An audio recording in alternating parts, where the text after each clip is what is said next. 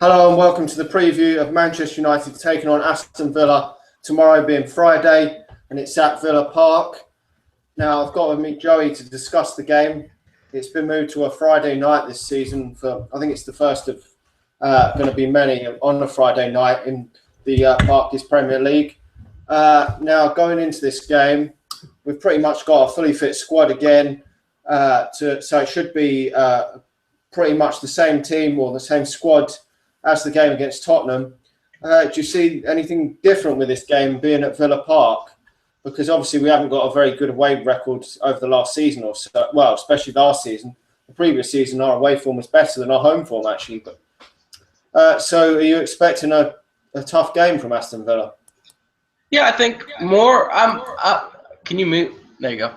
I think more. I think we're gonna make it hard for ourselves. I think that we're going to struggle, to be honest, because I don't, see anything changing lineup-wise going into this game. And I just feel like, Ashley Young was 0 for 6 in take-ons against Kyle Walker. So he's going to have a better game than that if we're going to, win this one. I need to see more from the front four in terms of creativity and movement. I didn't think they moved enough in the final third. I thought they were too static. There was also one period in the second half, and I tweeted out about it, where there was about 6 or 7 passes on the edge of the area, but nobody wanted to take a shot. And I just tweeted out, I was like, just fucking shoot. And people were like, what the fuck is going on? It's like they're trying to pass the ball into the net like Arsenal, have a shot. Sometimes you get lucky, you get a deflection, you get a rebound off the keeper, So I'm interested to see how it goes. Like I said, I think I'll keep the same starting 11. I wouldn't. Because I think Herrera needs to be playing because he's one of our best players. But yeah, I think Villa will make park the bus. They got a really good aerial threat up front that I've seen a few times for Rovers, and I've seen I saw him score last week off a set piece, I believe it was. So I think with an eye on Tuesday. He's not going to rest players, but he might take some off early, maybe 60th minute, Carrick again. We'll have to see. But, I think that we're going to have to play better against Villa away than we did in the first game, because we were very fortunate and very lucky to come away with 3 points against Tottenham. Yeah, definitely. I've got to agree that we were very fortunate because, as you said, we didn't create enough. I mean, we didn't shoot certainly enough in that game. I think we only had one shot on target the whole game against Tottenham, which for me is absolutely terrible at Old Trafford especially. I mean, away from home, it's going to always be a lot more harder, especially in the Barclays Premier League, because there is so many teams. Well, pretty much all the games in the Premier League are hard. So going into this game, I mean, you said you'd like to see us change it. I mean, Herrera coming in, obviously, I think it would make a difference, but I don't know who you'd drop him for. Obviously, Louis van Gaal's come out in his press conference today and said that he's going to probably keep, it'll be Romero in goal again, because I can't see Sam Johnston going in goal. He said that again, De Gea's not going to be in the team, which I don't think he will be again until September. That's if he does end up staying. But who would you like to see come into the team if Herrera comes into the team? For who? Because we've obviously got a lot of midfielders and that in there. Would you like to see a few players swap around positions? Maybe put Depay out on the wing and bring Herrera maybe into that number 10 role, and I don't know, maybe drop Ashley Young. I know he won't drop Ashley Young, but maybe that would probably be the better solution, wouldn't it? Well, look, I said, I've been saying it for the last couple of weeks that I would like to see Herrera behind the striker, because I think he gives you a midfield three, a strong midfield three. He's creative. He's got that killer ball. He has an eye for goal. He scored 8 Premier League goals last year, I believe. So yeah, I would. But I don't think he will. So what I'm going to say is, if it's not going well shortly after halftime, and you're not going to move Memphis out wide, but you need to switch it up, bring Pereira on. Bring something different on that left-handed side. I'm not having a campaign against Ashley Young, but he is a limited player. So I think that, with the rumors of Pedro coming in, Pedro's probably going to put him on the bench. and Mata maybe move into the number 10 spot. So I just think like with Mata, there's not enough pace from him on the right, and I feel like on the left-handed side, Ashley Young is too one-dimensional. You know, he's either going to cross it with his left or he's going to bring it down to the touchline and cut it back. Sorry, I had a brain fart. And cut it back onto his right foot. You know, it's very predictable with him. I'd like to see Ashley Young taking his man on a little bit more. So we'll have to wait and see. I think that Carrick and Schweinsteiger will be battling it out all season for a position next to Schneiderlin, because I think Schneiderlin is excellent. He's one of my favorite players. You know, he can tackle. He's got the legs to get about in the midfield, up and back, and back and forth. And he'll do a lot of the leg work for Carrick and Schweinsteiger. He's got a decent, he's able to find players on the wing, spray the balls out wide. A little Scholes-esque like. So, I mean, in defense, you're going to get Daley Blind. And we were just talking before, I'm not into the whole right side, left sided thing. Our best run of form last year and our best defensive performances, I thought, obviously Jones has got some blood clot issues, which I think is very serious. I asked my mom, who was a nurse, about it. She said it can be very serious. There's a chance that he might not play for a while. So I think, 3 weeks is being generous. There was a player in the NBA in basketball who got blood clots, and he was out for the rest of the season, 4 or 5 months. So I think that, if this is true, why even risk it?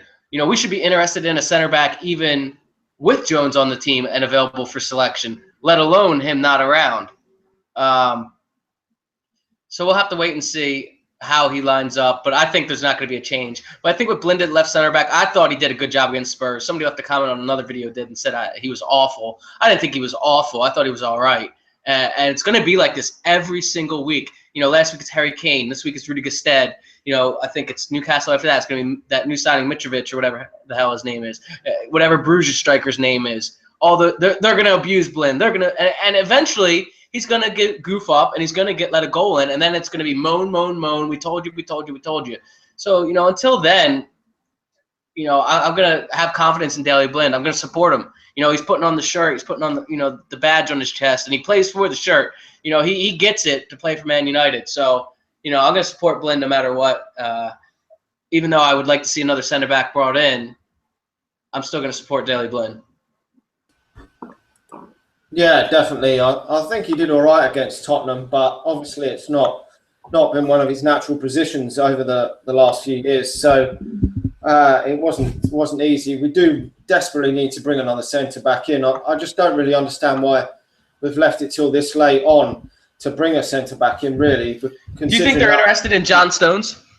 Well, we could be interested in him if we don't get the prime targets. I think Ramos obviously looked like he was the main one that we wanted, and then obviously Otamendi looks like we want him as well. But it almost it almost seems like Chelsea, they bid for John Stones, but it's like he wasn't available. You know what I mean? Like maybe you scouted him and he's on your scouting board and things like that, but you never thought about really bidding for him. And now that Chelsea have kind of come in and they're saying they want a certain price for him, it just almost feels like that because Chelsea are interested in him, now we're all of a sudden interested in him. Because even before that, there was talk about Johnny Evans going there. So now they're talking about, if I understand the situation correctly, you can use Evans and cash. What can Chelsea offer other than cash and maybe a loan player? But I think, I heard another Chelsea fan channel talking about it, saying, that we're probably going to come fourth and not really challenge for the title and things like that. And I think that, one, don't underestimate us because we're not done doing business. I hope. And things aren't all rosy at the Bridge either. So I don't, obviously they have one of the better squads, if not the best squad. But I think that, if John Stones were to come in, he's a good player. He'd definitely upgrade us, I think. But, things aren't all rosy. But I just think, like I was saying, that I know I kind of went on a ramble here, that I don't think we were ever interested in John Stones until Chelsea, and that bid was made public. Yeah, but personally, I'd go for someone with a lot more experience because we've still got Blackie at the club. We've got McNair, who played a decent amount of games last season. Phil Jones, if he can ever get fit, and Chris Smalling's still only about 24, 25. So personally, I think we would need to go for a player more. I think Otamendi's 27, so he's just roughly hitting his prime. So I think a more leader would be better. But obviously, if the club feel that John Stones is better than them centre halves that we've got, then obviously it's better to have him than over Jones and that. Because to me, Jones is just every season it's just the same. He's just getting injured constantly all the time, or he's having problems. Obviously, a lot of the injuries are his own doing because it's the way he does play on the pitch. But I mean, we really can't rely on a player that's unhealthy all the time. I mean, he's never really. I mean, him and Smalling could have actually got a good run together in the team if it wasn't for the fact that they're always injured. But moving along, I mean, how do you see the striking problems that we've got? Because we're not creating enough chances, and as you said, we're obviously not scoring enough. Obviously, there's a comment there from Don't Forget asking you what you think about if Rooney can actually score the goals this season. And that, I mean, do you still have confidence in him to get sort of 20, 25 goals to help us challenge for the title? Because he's actually done that 2 seasons in the Barclays Premier League, and neither of them have actually won the title. Look, he has the talent and the skill to do it. I completely agree that he does. But I think in this system, the way it's just not suited for Wayne Rooney, because I feel like, Wayne Rooney can play on the edge of, he doesn't have the pace he used to have, but he can play on the counterattack and score some goals that way. But, in the new system, it's bring the ball into the final third and set up your offense, recycle the ball, always look for the next pass, create space. And I just don't know if he'll score enough goals in this system. But, like I said, we did not create enough chances. And even I think in that run of games we had, I'm trying to think. I know he scored against Spurs. I don't think he scored against City. He scored against Villa. But he only had, a couple goals. And then I also saw a stat, I don't know if it's true, that he hasn't scored an away goal in quite some time. So, yeah, I think, we need – when Louis Van Gaal talks about bringing like a superstar in, and I think of like a Gareth Bale or, even Griezmann, they're gonna blow by players with their speed and their pace and their trickery, and they're gonna create space for Wayne Rooney. You got Villa's probably looking at it and what are they? They're probably gonna line up and say, all right, well, we know Wayne Rooney can get it done, but they're not gonna be afraid of anybody in our front four. I feel maybe Memphis, but Memphis hasn't proved himself in the Premier League yet. They know Memphis can blow by them with his pace and his trickery and things like that. But they're going to look and they're going to say, all right, well, if we set up and we get a good shape behind the ball, we're going to sit there and Tim Sherwood's going to say, make them break you down. Don't make any mistakes. They got Micah Richards, who's a very good physical specimen. I think, he's got a great vertical on him. He's physical. I know he has some injury issues, but, like I said, he has a good physical side that you can't really teach. You got to, kind of have it or don't, and you got to work on your body and your fitness, and I think he's very good in that area. So, yeah, they're going to say, come in, break us down, and it's going to be tough because, like I said, we're kind of almost too predictable. We didn't take our shots. We didn't take our chances, and what little chances we did have, we didn't create enough. So, I think Wayne Rooney can do it, but I don't think he will. No, I'm actually starting to doubt whether he can hit the sort of 20-goal a season mark again. I mean, one season he did get a lot of goals from headers, but we're not really creating enough and putting the ball in from wide areas enough for him to get enough of them headed goals that he got that season. I think it was just after Ronaldo left. He got so many headed goals that season, but we're not creating enough chances, are we? I mean, if we could get Memphis out wide, I think it would probably help because I feel that's his best position. I mean, in the future maybe he will come inside, but I think obviously we need to get Herrera and Mata in the team as well because they score more goals. I mean, I don't know where you see the threat coming from Aston Villa because I know you said that they could sit back and defend for long periods, but They are the home team, so they might have to come out a bit more than if they were at Old Trafford. I mean, they've sold Delph and they've sold Benteke as well. Benteke got the huge amount of their goals, so that is where their main goal threat's gone. So it should hopefully be an easier game this game without Benteke, because he was a real handful, wasn't he? Well, especially in the last few seasons, he's been a real handful and got a goal against us last year. So I don't think there's too much to worry about from Aston Villa, is there really? No, I mean, speaking about Benteke, I almost had to call the rape hotline because what he did to Johnny Evans last season was pretty bad. You know, he turned him around and he put that curling shot in the top corner, and it was a really nice goal. You know, they've had 9 players go out and 9 players come in. And I think the biggest goal threat, like I said, is Rudy Gestede. He's very, very good in the air. He scores quite the good amount of goals. I just saw, you know, some of his strength, and it was, you know, some layoffs and some one-touch passing. So, you know, he'll definitely be a threat. Also, they had 5 new starting players in their starting 11. 5 new players in their starting 11 last week against was it Bournemouth they played, or Watford? I think they played Watford. Bournemouth. Yeah. Bournemouth, that's what it was. Yeah, Everton played Watford. Sorry. Yeah, so you know they're a new team as well. So it's going to be a very interesting game. I think for United, you know, there's a chance to get another 3 points and keep building them, because we've got a good start to the season schedule. You know, Chelsea are going out and they got to play City on Sunday. I'm expecting that to be a draw, but you never know. You know, City could win that game, and then, you know, Chelsea are on 1 point after 2 games. I mean, I know it's early and it's only the second game of the year, but it'd be nice to start building some points over Chelsea, because you know Chelsea are going to be there at the end, if not winning it. So yeah, and another thing, Mike Dean is the ref, and we don't seem to do really well when he's the referee. So that's another thing I'll be interested to see.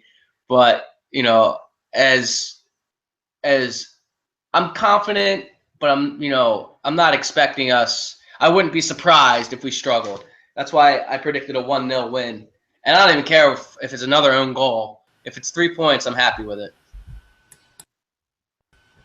Yeah, I mean, it's interesting that you said about that game, Chelsea and Manchester City, because also Arsenal got a difficult game away at Crystal Palace. I mean, towards the end of last season, they played well and started off this season well. So I think it really is a good chance for us to lay down a marker, because after that, we've got Newcastle at home. So if we can get a little bit of momentum going, get 3 or 4 wins here, I mean, I don't think that many teams will be unbeaten or have won every game after sort of 6 or 7 games. So if we could get a little bit ahead of the pack, then it would be great, wouldn't it? Because if Chelsea do draw or get a defeat there, we could be about 5 points clear of them. I mean, do you sense that maybe Mourinho sort of coming, getting the pressure is getting to him a little bit, because the way things have gone in the last few days, and that could help, because obviously Man City and Chelsea have got to be the two we've got to be looking to get ahead of this season to win the Premier League. I know Arsenal are going to be up there as well, but we could get some momentum. And I know a few years ago we started off well, one year when we played Fulham and beat them easy at home after we hadn't won the title for a few years, and it really stood us in good stead, and we went on and won the title. We never looked back. And obviously last year Chelsea started off like a train, and they never really looked back. So it could be great to start off, couldn't it? Really well. I know Louis van Gaal played it down, hasn't he, a bit, but a great start, and it's really crucial for us this year. Well, I mean, he hasn't played it down, though, because he's even said, you know, you look at our start and our finish last season, and they weren't good enough, and we could have won the league, apparently. You know, I mean, I'm pretty sure he said we could have almost won the league if we had a better start and a better finish. And he's right. You know, in the middle of the season, we played, you know, okay, around Christmas time. We had that nice unbeaten run. You know, we had a winning run going until we drew at Aston Villa, and then it was a draw against Spurs, a draw on New Year's Day, and we kind of struggled a little bit after that in the wintertime. You know, I remember Newcastle was just a 1-0 win. You know, we drew at West Ham. You know, if they can sort out their away form, and I think that comes down to the manager. The manager's kind of got to look and get his away form sorted out, that we could be, you know, real title challengers. he's had some great signings come in, and I know I'm going on about we need this, we need 3 signings, but I think, with a center back in Pedro, we could realistically really challenge for the title. You were talking about Mourinho and the pressure getting to him, and I wanted to say I enjoy watching other fan channels. I especially like watching them after they lose, but I was watching this Chelsea channel, and they were talking about Mourinho and the lack of transfers. They're kind of disappointed, because Sir Alex Ferguson used to say when you have the title, you gotta retool the squad, freshen it up, and they think that they're not spending money because they're talking about a new stadium for Chelsea. And then speaking on the female doctor thing, they said that there's another physio who ran onto the pitch first. So why isn't he calling him out? So it'll be interesting. I think the pressure is getting to Mourinho. I think Mourinho's been fortunate, at some of the clubs he's gone to because he's been able to spend what he wants and build a team. And even Chelsea had a decent core when he came there. They had Eden Hazard and John Terry, and they had Courtois. So, yeah, I think, Pellegrini, I don't think is that great of a manager. I think he's stubborn as well. People talk about Van Gaal being stubborn. I mean, Pellegrini went along and played 4-4-2 most of the year last year, and his fans were all over him. So I think that the title's there for the taking. Some signings would help us, but what more could help us is a change in tactics away from home. It's okay if we have to sit back and defend and hit them on the counter. But I don't know what the hell Dan is doing over there. I think he's having some issues. So I'll go to the questions. Don't forget asked, who is our best player? I guess it would probably be David De Gea. David De Gea is probably our best player, and he's, player of the year the last 2 years, and he was player of the year for us. I think I just said that.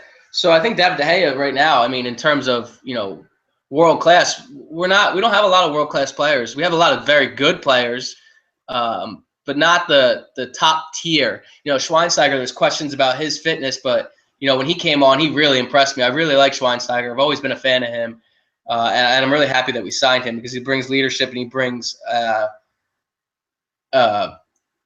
wealth of knowledge. He's played in the Bundesliga, he's played all over Europe, he's played against teams. His leadership will definitely help us. Like I already spoke about Schneiderlin, he was a great signing because he understands the Premier League. But in terms of our best player, I think on talent alone, I think Memphis has the talent, the natural talent that some players don't have. Some players have to work really hard. That's one thing that Ronaldo has God-given talent, but he also works hard. So that's why he is one of the best. Same thing with Messi. Messi is unbelievably talented, but he works hard. And I think if you work hard with the talent, that's what, could separate you. But sometimes, working hard is all some players have. They don't have, natural talent. So I think Memphis, natural talent-wise, is the best player. What do you think, Dan? Who's the best player at United?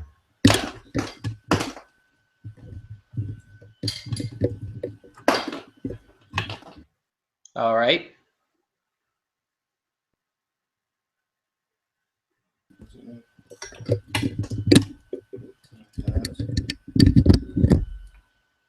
It wouldn't be a proper show without technical difficulties, would it?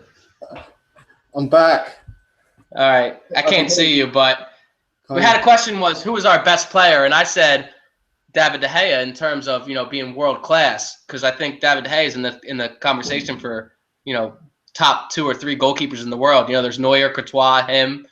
And if you can think of any else, let me know. So I think, and then I was talking about, having talent and being the most naturally talented player, I think, is Memphis in our squad. What do you think? Then I was talking. What did you say? Who's the best player in our squad? Yeah, I agree that I would say definitely David De Gea, but if he's not gonna play for us again, then we're gonna have to look for other things, I think.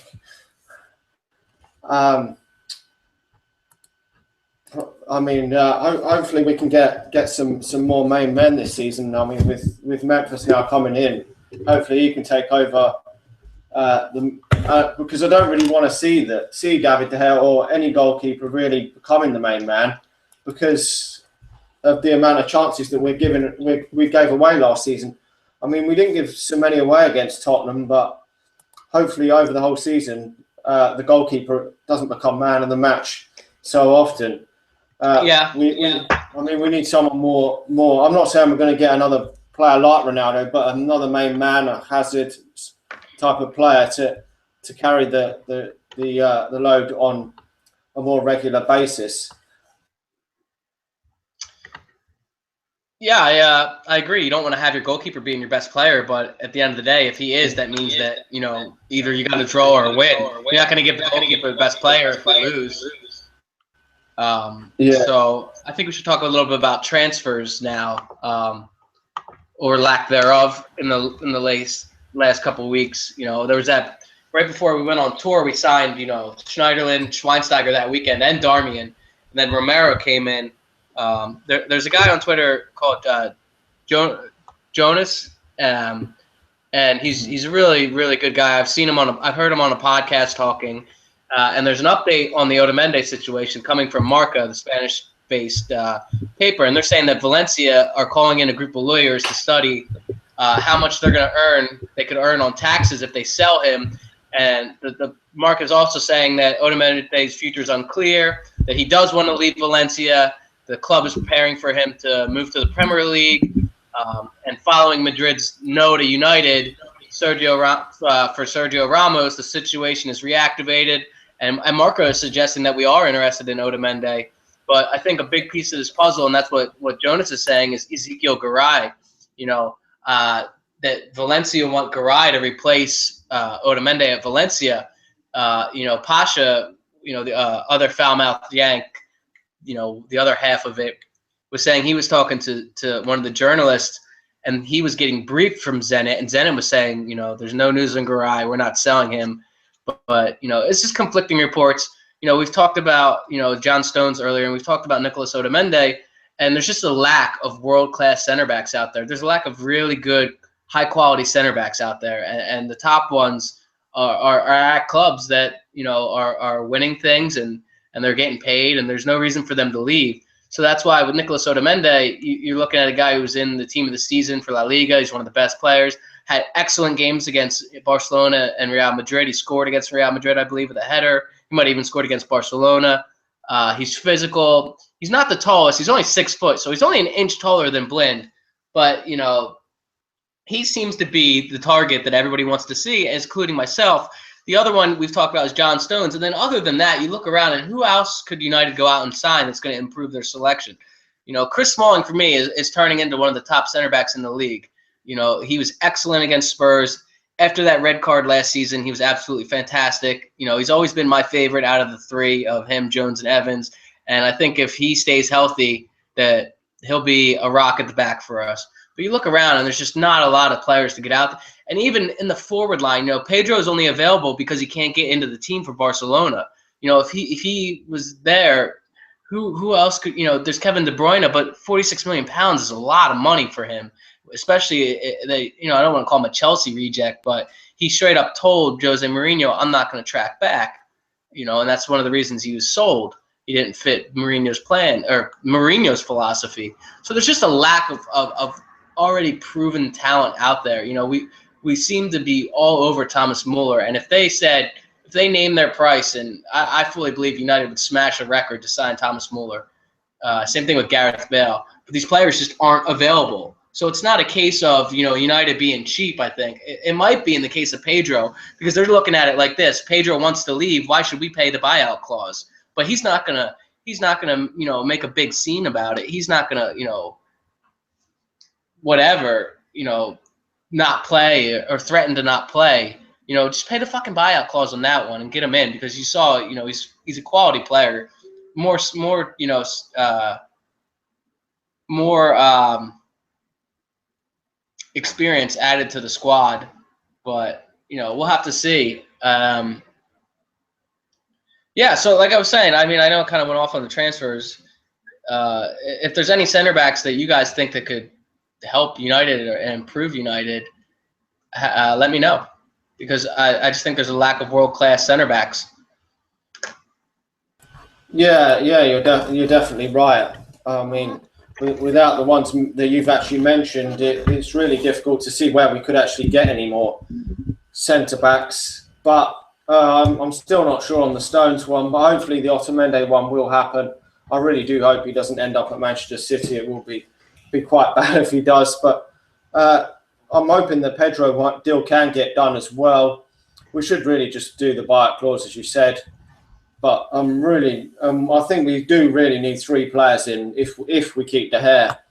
So if we don't keep De Gea, I think 4. I don't know if you agree with that, but I think 4 players would really, if De Gea does go, probably Lloris would obviously be the goalkeeper. We'd like to come in, but do you think probably 4 players? Pedro, Otamendi, Muller, and Lloris would be my. That'd be a fucking dream, wouldn't it? Yeah. I mean, I think you could challenge, maybe for more than just the league. I think you could challenge for the Champions League. I think you wouldn't win it, but I think you'd be in the conversation. If you brought in Thomas Muller, who's a proven goal scorer in Europe, you bring in Otamendi, who's had a great year. That's the one that's kind of iffy for me. And then you're talking about Pedro. Pedro's proven in Europe as well, and Hugo Lloris is a great keeper. So, I mean, those transfers, I mean, they're not going to happen. If they happen, I'll get fucking Ed Woodward tattooed right on my back with a big 2 thumbs up, But it'll be interesting. Those 4 signings would make us some serious contenders for the Champions League, for the league, for everything. But you have to look at it like this. I mean, that's what? We've already brought in 4 or 5 players. That's talking about 8 players coming in. That's a lot of players to bet into the squad. So we'll have to see. Yeah, I know it is a lot of players, but hopefully we can sort of bed them in over time. I wouldn't put everyone straight into the first 11 straight away, but we'll have to see what he does there. So I don't know if you've got anything else you want to add. I mean, the game tomorrow, you think it's going to be tight? In what you said, 1-0, didn't you, to Manchester United? Yeah, I did. I said I didn't think that, it's not a huge season-defining game right now, but I do want to, it's a test because I want to see what Louis van Gaal has learned away from home. That's where we struggled last year, away from home against the smaller sides who we couldn't sit there and break down. Can Memphis get in there and can he work some 1-2s with Rooney on the edge of the area or right on the shoulder of their back line and get in and have a shot at goal and let's see where we stand after tomorrow. I mean, tomorrow's got to be a win if to start the season well. But we could struggle. But, Villa are a decent side. So I'll be interested to see how we fare. I said 1-0. I'll give the goal to Mata. So we'll see. We'll see what happens, though. Yeah, I think it'll be a tight game as well. I'm going to go for 2-1. Hopefully, Rooney can get back along the score sheet. And probably I'll go for Mata as well. I think that he's due a goal. He chips in with his fair share of goals, so hopefully he can get another one again. Anyway, thanks for everyone for watching. Make sure to follow us both on Twitter. We're both commenting in the comment section box below as well. And hopefully we'll be back after the game to give our reaction to the game with a Manchester United victory, which would be great. Thanks for all the great comments in the live comment section box there. We'll make sure we have that up every time we do a review and preview in the future. So thanks to everyone for watching. Make sure to like the video and subscribe as well. And we'll talk to you all again after the game. See ya.